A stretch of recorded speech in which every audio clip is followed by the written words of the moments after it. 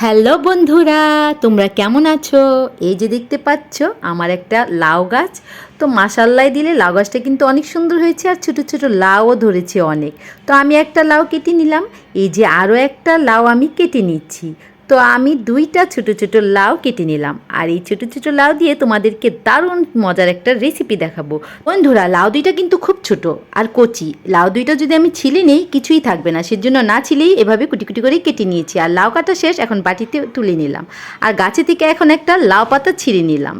তো ছোটো দেখে একটা লাউ পাতা ছিঁড়ে নিয়ে এসেছি আর লাউগুলো এখন ধুয়ে নিচ্ছি। আর এই যে দেখতে পাচ্ছ একটা ট্যাংরা মাছ নিয়ে নিয়েছি। তো লাউ পাতা দিয়ে আজকে সুন্দর একটা রেসিপি দেখাবো। তো লাউ পাতাটা আমি সর্বপ্রথম ধুয়ে নিলাম, এখন কুটি কুটি করে কেটে নিচ্ছি। তো কেটে নেওয়ার পরও আবার একটু ধুতে হবে, কারণ লাউ পাতায় একটু ধুলাবালি থাকে। তো আমি ভালোভাবেই ধুয়ে নিয়েছি। আর এখন মাছটাকে তো কেটে নিতে হবে, তাই না? তো মাছটাকে এখন কাঁচি দিয়ে ভালো করে একটু কাঁটাগুলো কেটে নিচ্ছি। এই তো দেখতে পাচ্ছ তোমরা কি সুন্দর করে কেটে নিলাম। আর মাছের পিটিগুলো গিরিলের এপাশ থেকেই ছুঁড়ে ফেলে দিলাম। তোমরা ভাবছো মানুষের উপরে ফেলেছি বা কারো বাসায় গিয়ে পড়বে, না, ওখানে একটা ছোট খালি জায়গা আছে, ওখানে গিয়েই পড়বে, সেজন্য আমি জায়গা মতোই ফেলেছি।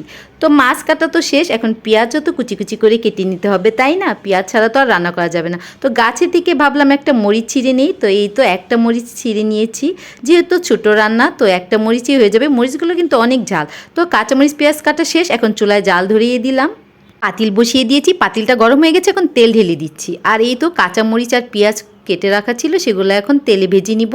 তো আদা বাটা দিয়ে একটু ভাজা ভাজা করে নিলাম। আর এখন হলুদ গুঁড়ো পরিমাণ মতো দিয়ে দিলাম, আর মরিচ গুঁড়ো এখন 2 চামচ দিয়ে দিয়েছি। আর এখন একটু লবণ দিয়ে তারপরে এর মধ্যে পানি দিয়ে দিলাম। তো পানি দেওয়া হয়ে গেলে মশলাটা ভালোভাবে কষিয়ে নিয়ে এখন মাছগুলো দিয়ে দিচ্ছি। মাছগুলো একটু ভালোভাবে কষিয়ে তারপর কিছুক্ষণ রেখে পরে আমি এই মাছগুলা উঠিয়ে ফেলবো, কারণ মাছগুলা কিন্তু এভাবে রাখলে আমি যখন সবজিটা দিব তখন মাছগুলা কিন্তু ভেঙে যাবে। তো মাছগুলা উঠিয়ে রাখলাম। এখন লাউ কাটা ছিল ওগুলা দিয়ে দিলাম আর লাউ শাক দিয়ে দিলাম। তো লাউ আর লাউ শাক একসাথে একটা দারুণ কম্বিনেশন হয়ে গেছে, তাই না? তো এই যে দেখো কি সুন্দর বলক এসে গেছে, তরকারিটা কষানো হয়ে গেছে। এখন একটু ঝোল দিয়ে দিলাম। তো ঝোলের জন্য পরিমাণ মতো পানি দিয়েছি আর এখন মাছগুলো উপর দিয়ে দিয়ে দিচ্ছি।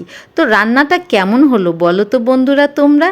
ট্যাংরা মাছ লাউ দিয়ে ঝোল ঝোল, সাথে আবার একটু লাউ পাতাও দিয়েছি। তরকারিটা কিন্তু খেতে সেই টেস্ট হবে আজকে।